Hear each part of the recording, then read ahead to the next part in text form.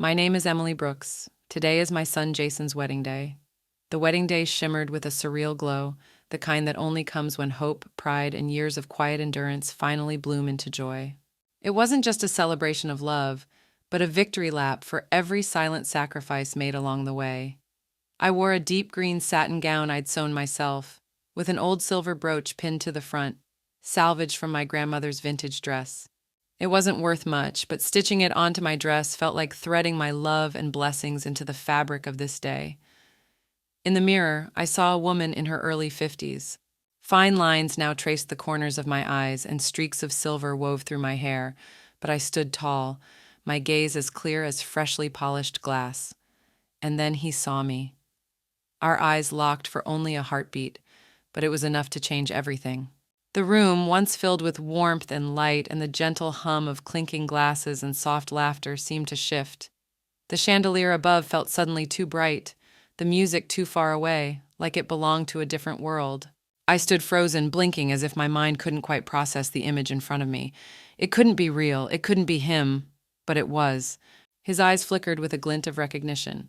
Then, without shame or hesitation, that old revolting grin stretched across his face. The grin I used to see after he lost our rent money at the poker table. The grin that followed his empty apologies and hollow promises. The same crooked smile that always came right before a lie. That grin had haunted me in dreams, and now it was back, in full color, full force, full gall. He stepped forward like this was just another party, another chance to charm, another room to conquer. His teeth, yellowed and uneven, flashed beneath his cracked lips. His voice, unmistakably his, rang out louder than it had any right to be. "Emily," he announced, his tone mock-hurt, playfully accusatory, as if we were estranged friends from high school instead of battle-scarred survivors of a life he abandoned. "Jason's getting married and you didn't even tell me?" The words sliced through the music like a rusty blade. Tables fell quiet, guests paused mid-bite, mid-sentence, heads turned. A ripple of unease spread across the room. People were looking at me now, at us, and Gregory, of course, basked in the spotlight. He always did love an audience. "If I hadn't done some serious digging," he continued, arms opening wide as if to embrace the whole room, "I wouldn't have known a thing. Can you believe that? The groom's father, not even given a seat." Each word was laced with false indignation, like he was the one wronged, like he had been locked out of something that belonged to him. And as he strutted forward, shoulders loose, swaying with that familiar, arrogant gait, I felt the blood drain from my face. His suit looked borrowed, too big in the shoulders, wrinkled and worn, as if it had spent the last decade crumpled in someone else's closet. His shoes scuffed, his tie crooked, his shirt clinging to him like it regretted the decision. He moved like a man trying to play important, but every inch of him screamed decay, desperation, and delusion, and yet he walked like he owned the room. Each step he took toward the head table made the heat rise in my chest. My jaw tightened. My hands clenched under the tablecloth. My heart pounded so loudly I could barely hear anything else. I could feel the tension crawling up my spine, electrifying every nerve, tightening my throat until it ached. Because this wasn't just about the interruption. It wasn't just about showing up uninvited. It was about everything that came before. This was the man who had walked out of our lives without a backward glance. The man who disappeared into smoke and dice and backroom card games while I was left clutching our feverish son in a pediatric ER, pleading with the nurses to see him without upfront payment. The man who drained our savings, every last cent, and then vanished without a note, a phone call, or an ounce of shame. I remember that night vividly. Jason had been burning up with fever, delirious, sobbing in my arms. We had no car, no help, no insurance. I'd rushed him across town on the last bus, whispering over and over that everything would be okay, even though I had no idea if that was true. When we arrived, the receptionist asked about payment. I remember the shame in my voice as I said, "Please, just treat him. I'll figure it out." Gregory? He was probably sitting at a poker table that night, laying down our grocery money on a pair of twos. He'd left us with nothing but unpaid bills, empty cabinets, and lies. Lies I had to explain. Lies I had to clean up. Lies I had to carry while trying to raise a child alone in a world that always asked too much and gave too little.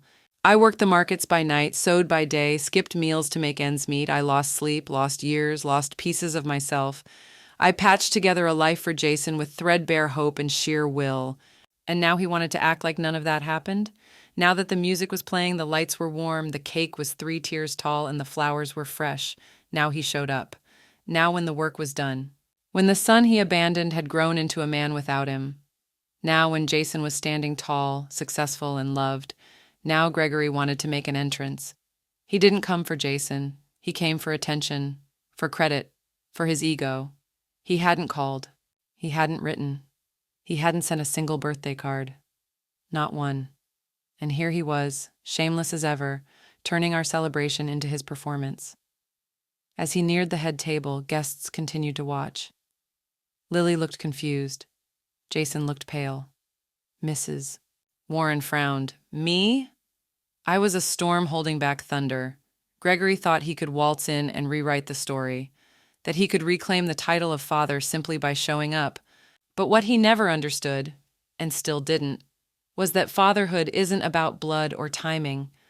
The very sound of his name summoned memories I'd spent years burying beneath layers of resilience. Every lie, every broken promise, every sleepless night spent wondering how I'd explain to Jason that his father wasn't coming back. All of it surged back like a tide. There's something about abandonment that doesn't just scar. It reshapes who you are. It's about showing up every day, especially when it's hard, when it's thankless, when it's quiet. It's about staying. And he hadn't. Not when Jason had night terrors and needed someone to hold his hand. Not when I cried in silence, trying to figure out how to afford shoes for school. Not when the world felt like it was closing in and we only had each other. He had been gone for all of it. So no, I didn't tell him.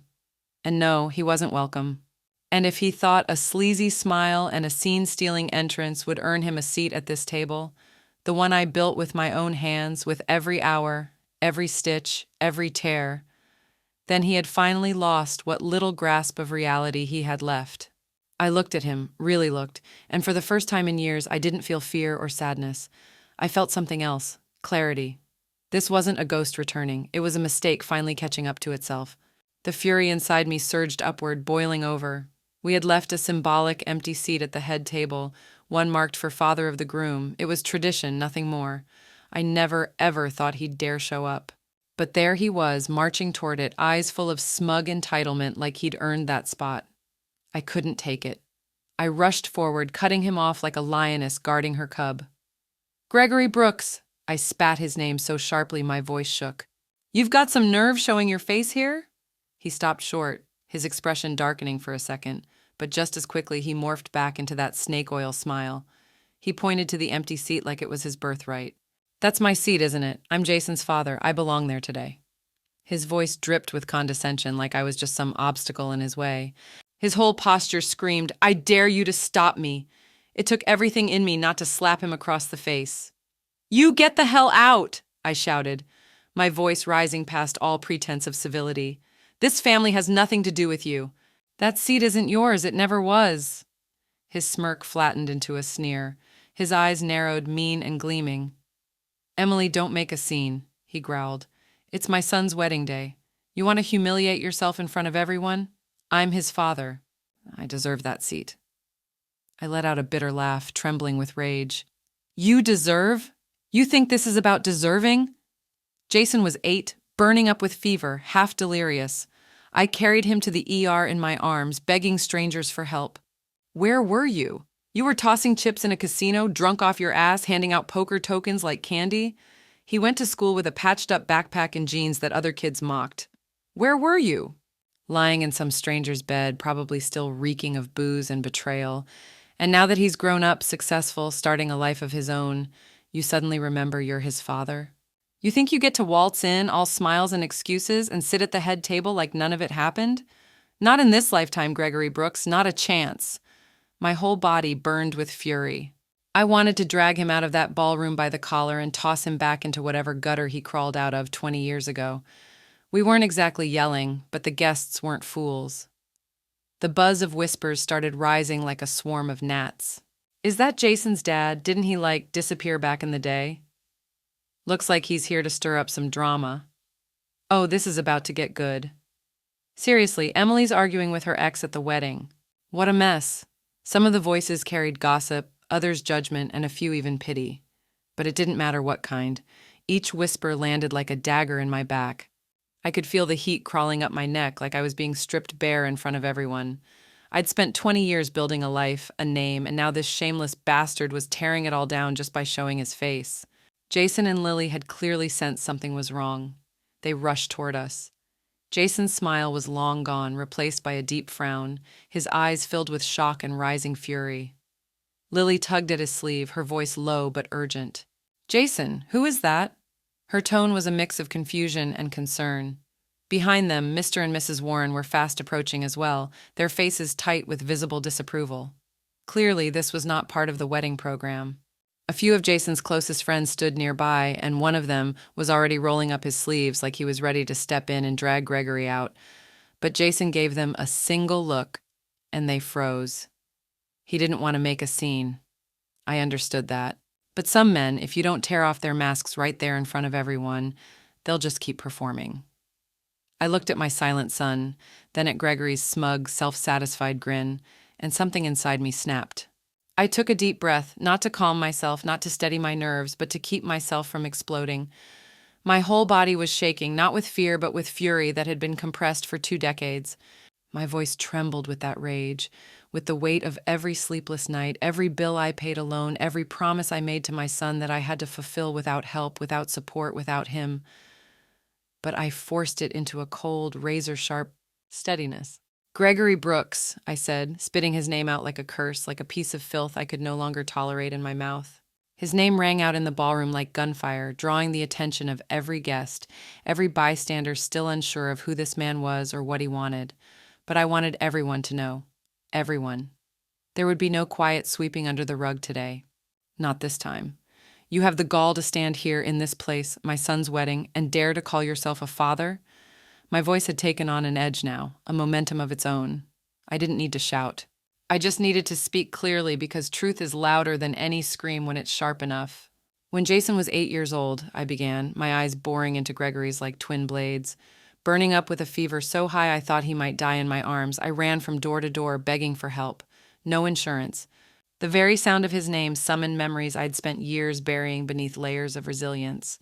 Every lie, every broken promise, every sleepless night spent wondering how I'd explain to Jason that his father wasn't coming back. All of it surged back like a tide. There's something about abandonment that doesn't just scar. It reshapes who you are. No savings, no car, no one to turn to because you were gone. You know where you were? I leaned forward slightly, just enough for him to feel the full weight of the indictment. You were at a poker table, drunk, laughing, smoking your cheap cigarettes, slapping strangers on the back like life was a game and you'd already won. While I sat on a cracked plastic chair in the ER, holding our son and promising him he was going to be okay, even though I didn't know if he would make it through the night. He didn't flinch, but I could see his eyes twitch. When Jason went to school, I went on, my voice tightening with every word, he carried a backpack held together with duct tape and wore jeans I'd stitched and restitched until the fabric was more thread than denim. The other kids laughed, teased him, called him names. And where were you? I let the question hang in the air, and then answered it myself with venom. You were passed out behind some bar, probably in the arms of a woman who didn't know your name and didn't care. You vanished like a ghost the moment things got hard, leaving your child to be raised by someone who had to become steel just to survive. The room was dead quiet now. The soundscape stripped to silence except for the faint click of silverware being set down, the shifting of dresses and jackets, the shallow breathing of those who understood they were witnessing something raw and real. Not a family dispute, but a reckoning. I turned to face him fully now, my shoulders square, my spine unbreakable. I felt taller than I ever had in my life. He studied day and night, Gregory. He pushed through every hardship, every missing meal, every hand-me-down, every insult. He got a scholarship. He got into college. He called me crying when he got his acceptance letter, not because he was scared, but because he finally believed he was worth something. Did you even know he existed by then? Did you remember what his voice sounded like? Or were you too busy crawling through back alleys, running from debts you stacked like poker chips? I stepped closer, now fully aware that the entire ballroom was listening. And now, just because you heard he's doing well, because he's finally someone, A man, a success, a bridegroom. You come crawling back like a rat to light, tossing around the word son like it's something you earned. I paused, breathing in deeply. Again, but this time to speak with deliberate force. I've got news for you, Gregory. There's no place for you in this family. Jason doesn't have a father like you. The very sound of his name summoned memories I'd spent years burying beneath layers of resilience. Every lie, every broken promise, every sleepless night spent wondering how I'd explain to Jason that his father wasn't coming back, all of it surged back like a tide. There's something about abandonment that doesn't just scar. It reshapes who you are. He survived despite you. He grew up in the shadow of your absence and still became something beautiful. Gasps and whispers echoed through the crowd, but I was far beyond caring. Let them talk. Let them see. This wasn't about embarrassment anymore. This was about truth. This was about protecting everything I had built from being tainted by a man who had tried to burn it all to the ground. Every word you hear right now, I said, my voice lowering into something cold and deliberate, is a nail in the coffin of whatever delusion you walked in here clinging to. If you had an ounce of decency left, if there was even a speck of shame left in you, you'd be backing away with your head down. Gregory was motionless. But I wasn't finished. Blood might tie people together, I said, each syllable like the drop of a gavel. But it can't tether a heart that rotted away 2 decades ago. Jason doesn't need a parasite like you showing up just to bask in the glow of his success. He doesn't need the stain of you darkening what should be the happiest day of his life. And then, for just a fraction of a second, something flickered across Gregory's face. Not anger, not confidence, something else. Maybe shame, maybe regret, or maybe just the sting of being seen for exactly what he was. But it passed. He blinked, swallowed it down, and like a bad actor determined to salvage a collapsing scene, slipped right back into character. He took a breath, deep, exaggerated, and let it out like a sigh from a tragic play. His hand went to his chest, dabbing at the corner of his eye. There were no tears, just the pantomime of a man who thought theatrics could cover sins. "Emily," he croaked, his voice choked with artificial emotion. I know I did wrong. I did you wrong. I did Jason wrong." He paused to sniff dramatically, milking the silence. "I've lived with that guilt every day for the last 20 years. I swear not a day went by that I didn't think about him, about the two of you. I regretted everything, everything." His voice cracked, as if he was about to collapse from the weight of his own redemption arc. "I didn't want to leave," he suddenly declared, voice rising, a man reclaiming his victimhood. "I had no choice. You don't understand. I was set up. I owed money to the wrong people. Loan sharks, real dangerous types. They said if I didn't vanish, if I didn't disappear completely, they'd come after you and Jason. I had to run. I had to protect you." He lowered his gaze now, shaking his head with mock sorrow, like a man burdened with impossible decisions. "These years," he murmured, placing a hand over his heart, "I've done it all. Worked construction, cleaned gas station bathrooms, washed dishes in back alley diners, slept in my car, ate out of vending machines. I lived like a ghost, scraping together every dollar with one goal, to come home someday and face you like a man." He turned now toward Jason, lifting a trembling hand, his expression twisting into something almost pitiful. His voice wobbled, artificially thick with manufactured pain. "Jason," he breathed out, "your dad knows he was wrong, so wrong." He looked ready to fall to his knees, and all I could think was, let him kneel. Let him kneel in front of the child he abandoned, and the woman who kept that child alive when he wouldn't. Let him kneel beneath the weight of truth he tried so hard to outrun, because this wasn't redemption. This was exposure. And I wasn't letting him rewrite our story with tears made of air. I really, truly know I was wrong. Just let me be here today. Just this once. Let me see you get married. That's all I want. It's the only wish I have left in this life. After today, I'll do whatever you ask. You want me to scrub floors like a servant? Fine, I'll do it." His body trembled as he spoke, chest heaving like he was about to faint from the weight of his own remorse. A few guests, the ones who hadn't lived through it, who didn't know the years, the cost, the truth, began murmuring among themselves. Their eyes darted between Gregory and me, trying to make sense of the scene. One woman near the back, wrapped in pastel chiffon and faux concern, leaned toward her husband and whispered just loud enough for it to sting, "Well, he does seem kind of pitiful. Pitiful." As if abandonment, theft, and 2 decades of silence could be softened by a tremble in the voice and a single dab at dry eyes. But me? I didn't see a man broken by guilt. I didn't see a father desperate for redemption. I saw exactly what he was: a master manipulator playing his favorite role, victim with a twist of nobility. And somehow, even after 20 years, his lying had only gotten sharper, smoother, more rehearsed. Every sigh was timed. Every pause was a beat from a cheap drama. Every sniff and staggered breath was part of a script he'd written 100 times in his own head. The misunderstood man who meant well. He probably practiced it in the mirror of some budget motel, perfecting the moment his voice would crack and his eyes would moisten. If he hadn't laid it on so thick, if he hadn't leaned into it with such greasy confidence, I might have almost believed him. But he couldn't fake the truth that clung to him like a smell. His body, bloated and flush with comfort, told a different story. The expensive leather shoes that peeked out from beneath his ill-fitted pants weren't bought with minimum wage. The gold ring he wore, not a wedding ring, but one of those gaudy signet monstrosities, gleamed under the chandeliers like an insult. His hair, though thinning, was recently dyed and slicked back with product, not poverty. His skin glistened not from hardship, but from a man who had never done a hard day's work in the sun. There wasn't a single line on his face that said suffering. Only indulgence, deception, ego. He hadn't run to protect us from danger. He ran to protect himself from the consequences of his choices. He didn't disappear because of loan sharks.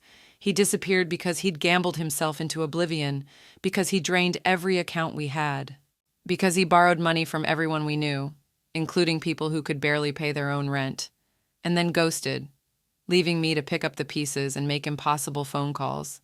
I saw it all again in a flash. Jason burning with fever, wrapped in blankets on the couch because I couldn't afford the hospital visit right away.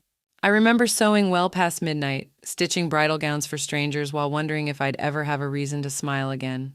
I remember pawning my wedding ring, the very same one Gregory had slid onto my finger with empty promises, to buy antibiotics for our son. And now he was here, cloaked in sorrow and bathed in audacity, trying to reinvent himself as a prodigal father. I stole a glance at Jason. The very sound of his name summoned memories I'd spent years burying beneath layers of resilience. Every lie, every broken promise, every sleepless night spent wondering how I'd explain to Jason that his father wasn't coming back. All of it surged back like a tide. There's something about abandonment that doesn't just scar. It reshapes who you are. My sweet, generous boy. He stood frozen in place, his expression unreadable, but I could see it. The flicker of conflict in his eyes, that hesitation, that quiet ache that children never outgrow, no matter how old they get. The yearning to believe the parent who failed them just might, finally be telling the truth. That maybe there was a story he never heard, a reason, something to make it all make sense. I felt my fists clench, my nails digging crescents into my palms, and then, like vultures catching the scent of exposed flesh, they started showing up, one by one. Faces I hadn't seen in 20 years and hadn't missed once. People who had vanished from our lives the moment the money ran out. People who hadn't visited during holidays, hadn't called on birthdays, hadn't sent a single letter while I clawed my way out of the wreckage Gregory left behind. But now they appeared, as if summoned by drama. Dressed like they belonged, stepping into the moment like it was a stage they'd been waiting to enter. A man I barely recognized stepped forward, his potbelly pushing against his too-tight dress shirt.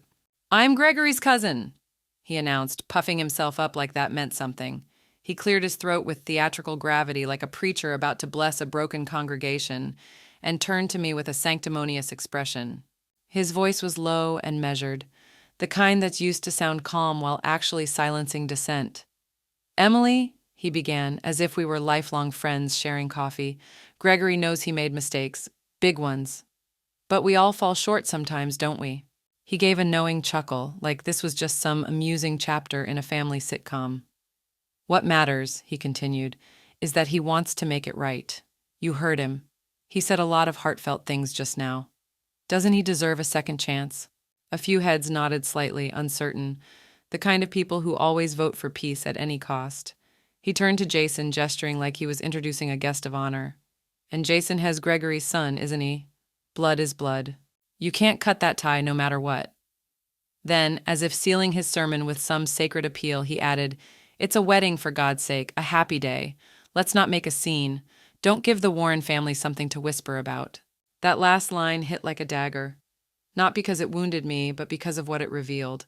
They weren't worried about Jason, or me, or healing. They were worried about appearances, about gossip, about whether they could still enjoy the reception without tension in the air. And of course, that opened the floodgates. A few older women, faces powdered and pearls tight around their necks, clucked in like hens around a family casket. They tutted and whispered from their seats. "Oh, come on, Emily, it's been so long. Can't you two just talk it out later? This is Jason's wedding." The wedding day shimmered with a surreal glow, the kind that only comes when hope, pride, and years of quiet endurance finally bloom into joy. It wasn't just a celebration of love, but a victory lap for every silent sacrifice made along the way. "Don't ruin it for him. You're the mother of the groom. Don't start drama. It looks bad." Their voices overlapped, a choir of shallow sympathies and superficial peacekeeping. Not one of them cared about what I had endured. Not one had been there when I collapsed from exhaustion after double shifts. Not one had brought food when we couldn't afford groceries. They weren't here to stand by us.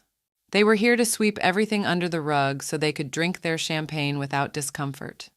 They didn't want resolution. They wanted silence. They didn't see Jason's wedding as sacred. They saw it as a photo op. The wedding day shimmered with a surreal glow, the kind that only comes when hope, pride, and years of quiet endurance finally bloom into joy.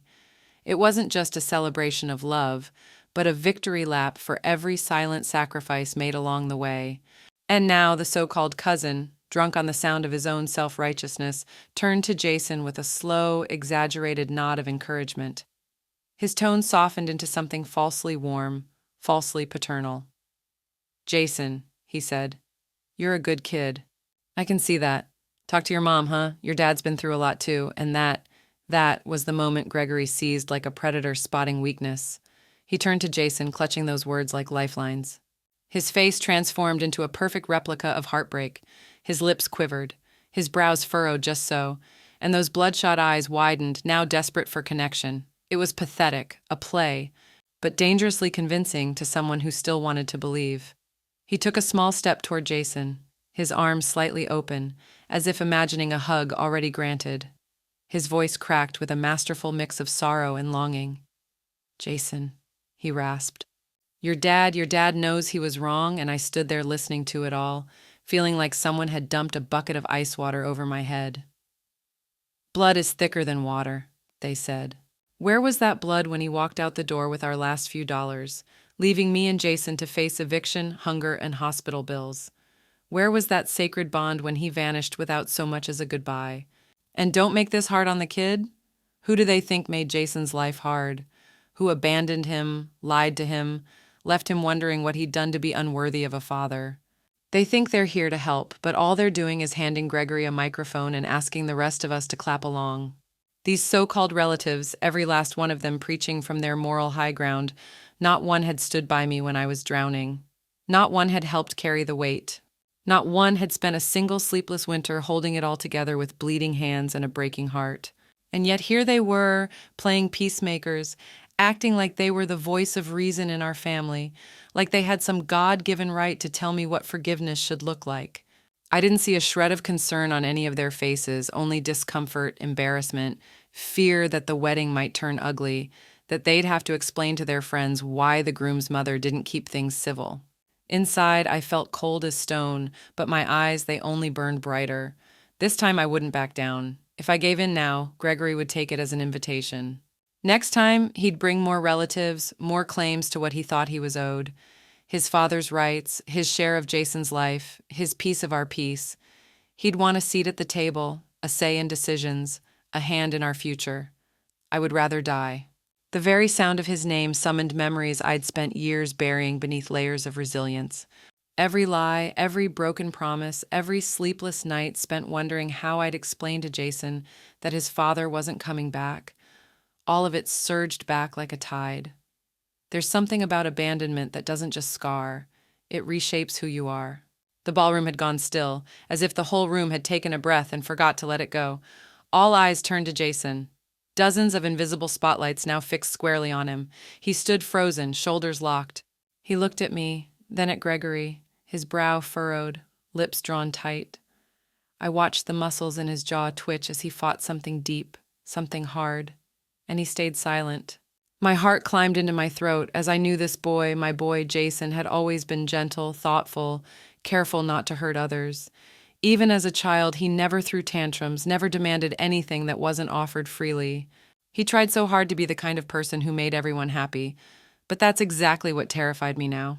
Because deep down, in some hidden place he probably never spoke of, I knew there was a part of him that still ached for a father, even just the idea of one. He used to watch other kids sitting on their dad's shoulders at the park. He used to stare at the empty chair beside me during parent-teacher nights. He wanted to be claimed, even once. I was afraid he might fold, afraid he'd give in, not because he believed Gregory deserved a place, but because he didn't want to ruin the day, because he didn't want to be cruel. And if he asked me, even once, to let Gregory stay, I don't know what I'd do.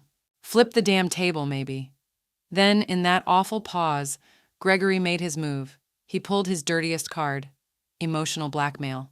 He reached out a hand, trying to grab Jason's arm. His expression twisted into something even more pathetic, mouth pulled down, a smear of fake tears still clinging to the corners of his eyes. "Jason," he whispered, pleading now, "I know you're a good kid. You've got a kind heart. You wouldn't want your dad to be humiliated in front of all these people, right? If you let me stay today, son, I swear, I'll make it all up to you. Everything you missed, I'll give it back." I nearly lunged. His voice was syrupy, broken, his eyes were damp, and I'd never hated someone more. He wasn't a man asking forgiveness. He was a snake dressing up in the skin of a wounded dog, and no amount of theatrics could hide the rot underneath. I stared at Jason, barely breathing. My whole body had gone clammy.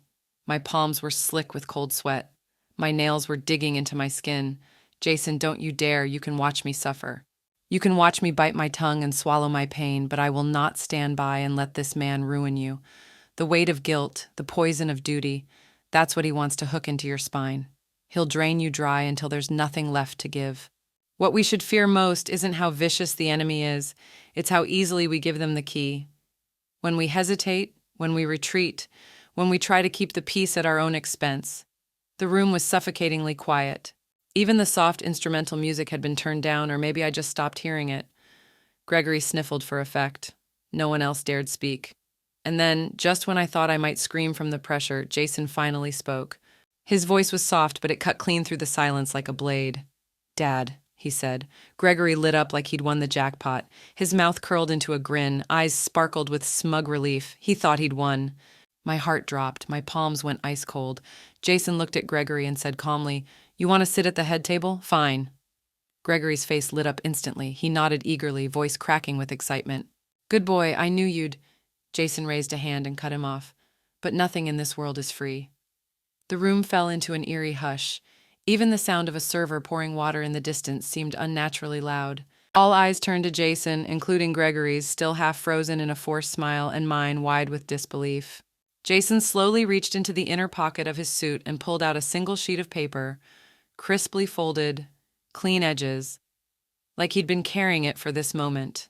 He walked to the head table, placed it in the empty chair where Gregory had aimed to sit, unfolded it with care, and began writing deliberate, controlled strokes. After a few minutes, he handed it to Gregory. It was a list, line after line of neatly written numbers and expenses. A few curious guests craned their necks, trying to get a peek. Jason's voice was calm, measured. "This is the cost my mother bore alone after you disappeared. Your share of raising me." He tapped the sheet. "These are only the essentials. No emotional damages included. No cost for the nights she couldn't sleep, for the meals she skipped, for the tears she swallowed while trying to give me a decent life. From the year you vanished, when I was 8, until I turned 18. 10 years, he said, during which you were legally obligated to support me." Gregory opened his mouth, but nothing came out. The smile on his face had already begun to collapse. Jason went on. "The minimum cost of living in our town, plus basic school expenses. $10,000 a year conservatively. 10 years. That's 100,000. 100,000 uawi dot that a me mom, and to me. He turned the paper, revealing the final total. Add to that the emotional trauma you caused by disappearing, and the toll in her daily life. I haven't included interest. I haven't tasked for therapy fees. I'm rounding low. He paused. 150,000 flat. He looked Gregory in the eye. That brings the total to $150,000. Jason stood tall now, voice unwavering. I want you to pay that. Right here, right now. Cash, wire transfer, or check, your choice. You want to sit at the head table, want to claim the title of father? That's the price you pay. I'll pour you a drink myself. You can walk me into the banquet hall. But if you can't pay, if you brought nothing to the table, then you don't get a seat at it. You don't even get to stand here. I was stunned, completely floored. My son, the quiet one, the gentle one who always avoided conflict, had just delivered the most brutal, righteous reckoning I'd ever seen. No shouting, no rage, just cold, clear arithmetic. Every word was a scalpel, precise, undeniable, and deeply, deeply cutting. I stared at him. Not the boy who used to avoid asking for new shoes. Not the boy who once cried because no one clapped for him at the school play. This was a man who had learned exactly where to draw the line and how to defend it. Gregory's face was a mess of colors, flushed red, blotched purple, even a sickly green under his eyes. Then came the white, that pale, washed-out white of a man cornered and exposed. He raised a trembling hand and pointed it at Jason, lips twitching like he was chewing glass. Finally, from between clenched teeth, he hissed, You little bastard! The words landed like a slap. He slammed his hand on the table, missed the center, and hit the edge, but the crack was loud enough to make a few guests flinch. Then he exploded like someone had lit the fuse on a keg of cheap fireworks. I'm your father! He screamed, shrill and raw. Your real father! And you're asking me for money in front of all these people? His spit flew as he raged, face flushing the color of raw meat. Is this what your mother taught you? That blood means nothing? That money is everything? Where's your decency? Where's your damn humanity? He roared like a caged animal, raising the banner of family, waving it like a weapon, hoping that guilt and shame would cover the truth, that he wasn't a father. He was a creditor who never made a single payment now, screaming about his entitlements when the bill finally came due. But Jason just looked at him and laughed. Not a loud laugh, not even amused, a cold, hollow sound that sliced through the air like the edge of a knife. A laugh that mocked the entire pathetic performance. Dad, he said, his voice smooth and razor-sharp, don't rush to accuse me. Let's take this one step at a time. His tone was calm, deliberate, but his eyes, they cut first. If you want to talk about being family, you'd better start with love. Did you ever love me in these 20 years? Did you even spend one day acting like a father? Second, everything I know about being a man, about integrity, accountability, gratitude, she taught me. He pointed at me. She also taught me that if you borrow, you repay. If you break it, you fix it. You should be familiar with that, shouldn't you? Gregory opened his mouth. Nothing came out. The very sound of his name summoned memories I'd spent years burying beneath layers of resilience. Every lie, every broken promise, every sleepless night spent wondering how I'd explain to Jason that his father wasn't coming back. All of it surged back like a tide.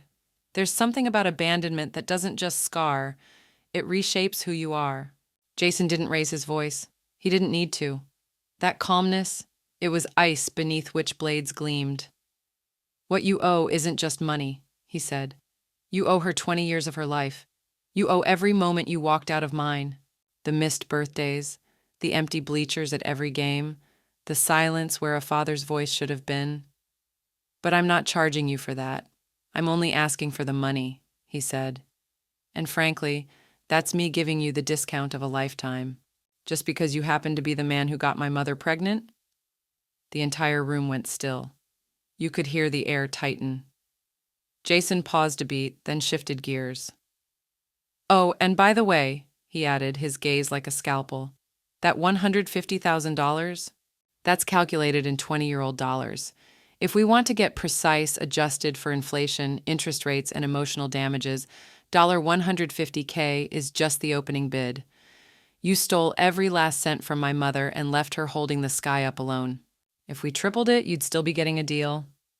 He slipped his phone from his pocket and held it up. So, what's it going to be? Bank transfer, check. I'm ready either way. Whatever blood had been left in Gregory's face drained out in an instant.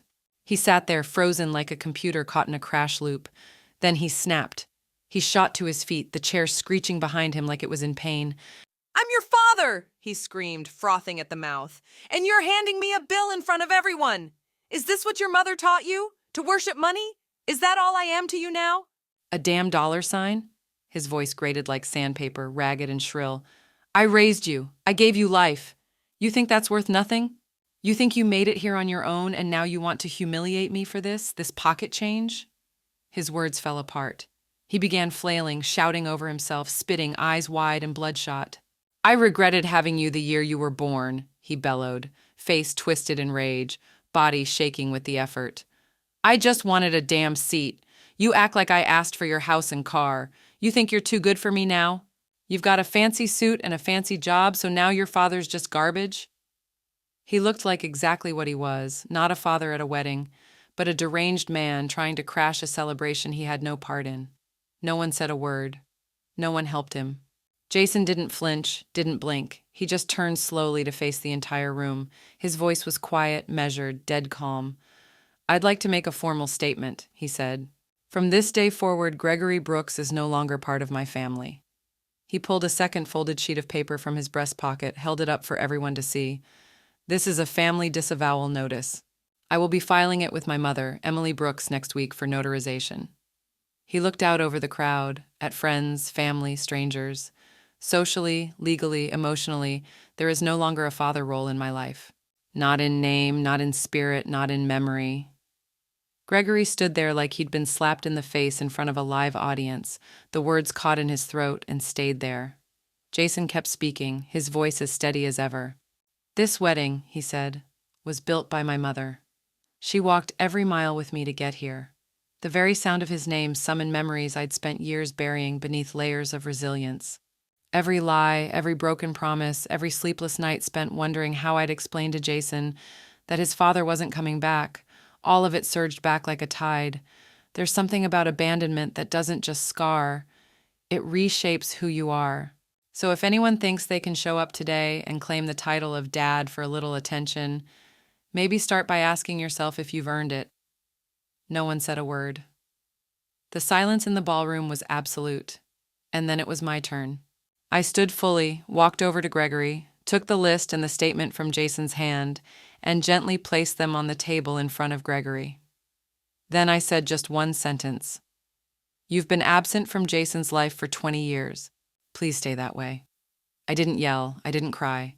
My voice wasn't loud, but it cut like a dull blade, slicing away what little dignity he had left. Lily's father rose quietly from his seat and spoke to the hotel manager. Seconds later, 2 security guards appeared beside Gregory. "Sir," one said, calm but firm, "you're disrupting the event. We'll have to ask you to leave." Gregory glanced around at me, at Jason, at the guards. His lips moved like he wanted to say something, but no words came out. The very sound of his name summoned memories I'd spent years burying beneath layers of resilience. Every lie, every broken promise, every sleepless night spent wondering how I'd explain to Jason that his father wasn't coming back. All of it surged back like a tide. There's something about abandonment that doesn't just scar, it reshapes who you are. No one pleaded for him. None of the relatives who'd backed him earlier said a thing. Even the ones who spoke up for him before quietly averted their eyes when the guards escorted him toward the doors.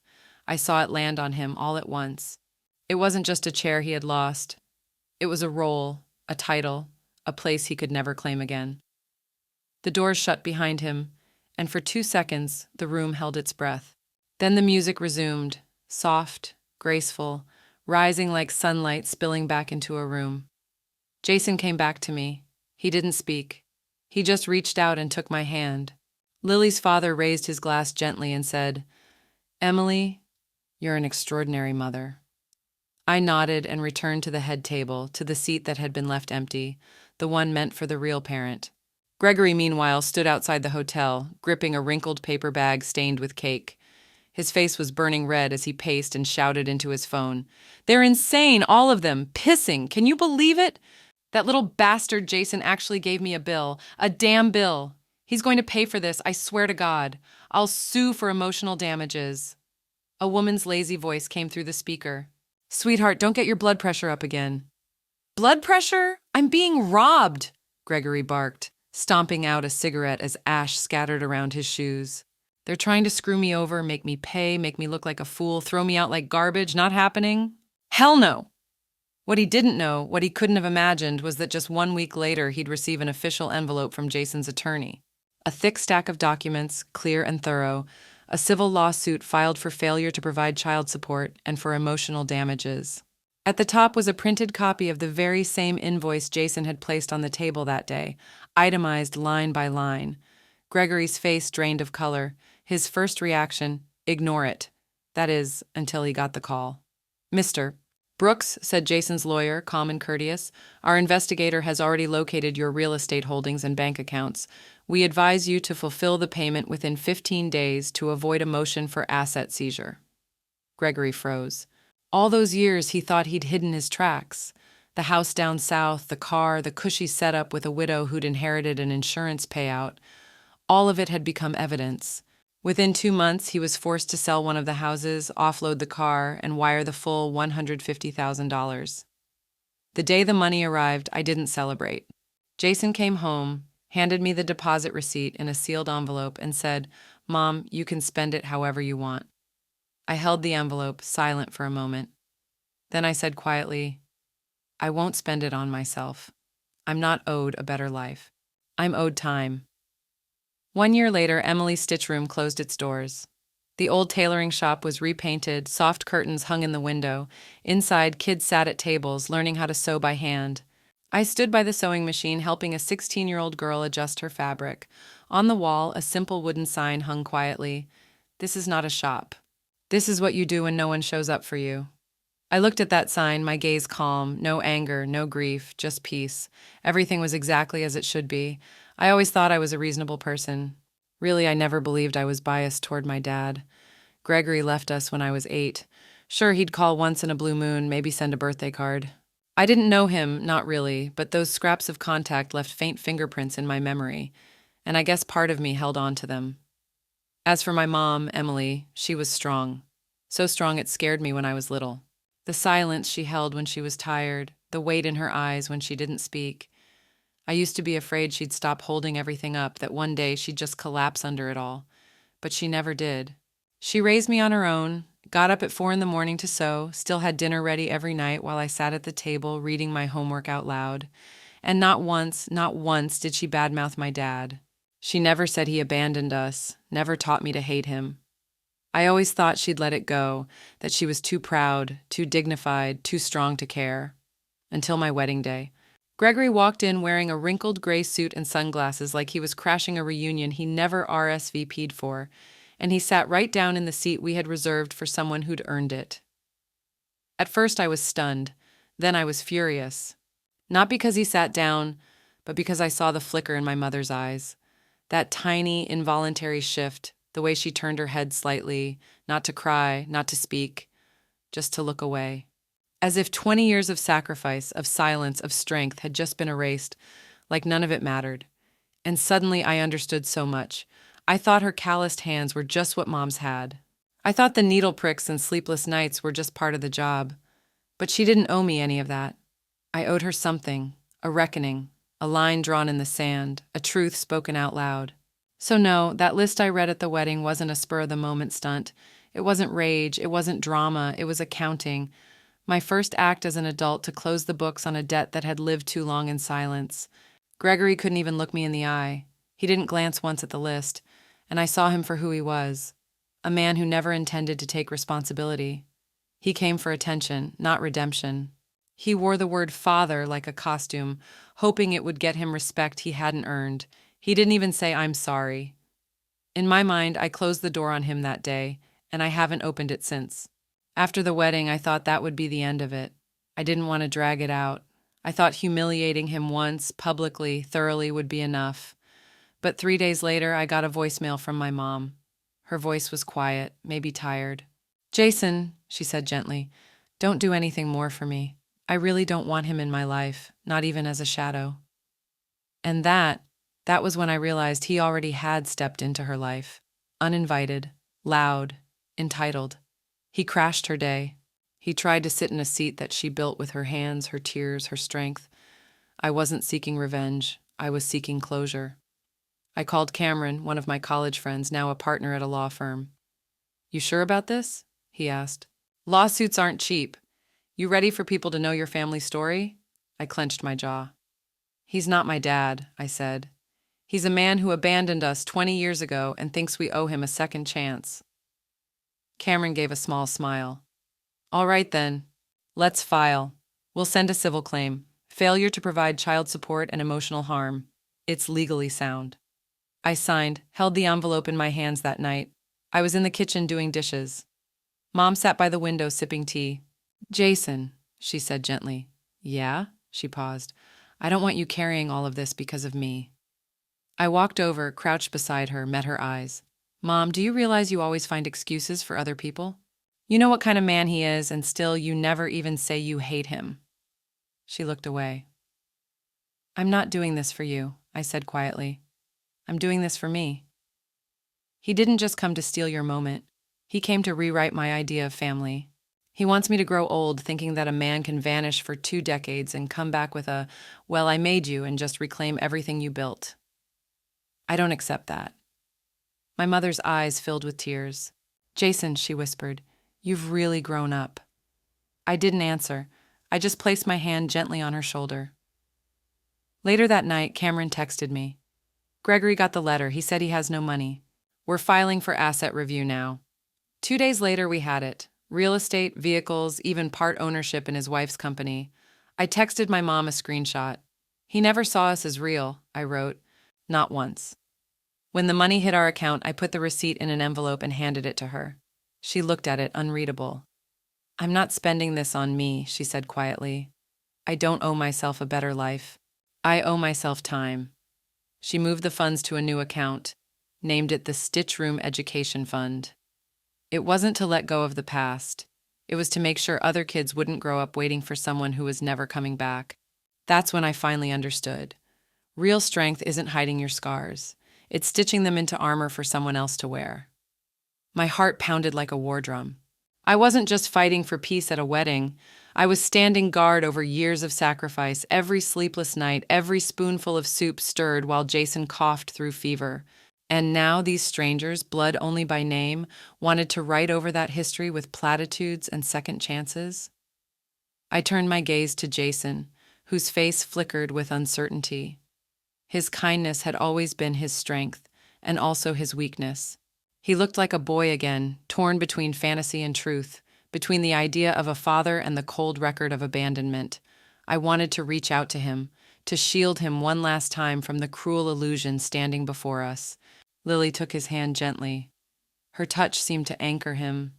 She leaned in and whispered something, and whatever it was, it steadied him. His shoulders straightened. He looked toward Gregory and shook his head. Not with rage, not with cruelty, but with finality. That silent rejection spoke louder than any tirade I could have delivered. Gregory stumbled back a step, as if the air had been knocked from his lungs. The performance faltered. The crowd was no longer watching a redemption story. They were watching the end of a failed audition. A waiter stepped forward to escort him out, and for a moment I thought Gregory would resist, make another scene. But he didn't.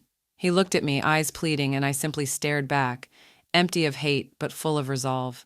He turned and walked out of the ballroom. The rest of the night moved on like it had to. Music resumed. The MC returned to his lighthearted jokes, but something deeper had shifted. A burden I didn't realize I was still carrying had been lifted. I danced with Jason. I toasted with Susan. I smiled for photos that would live on in albums. And for the first time in 2 decades, I felt whole.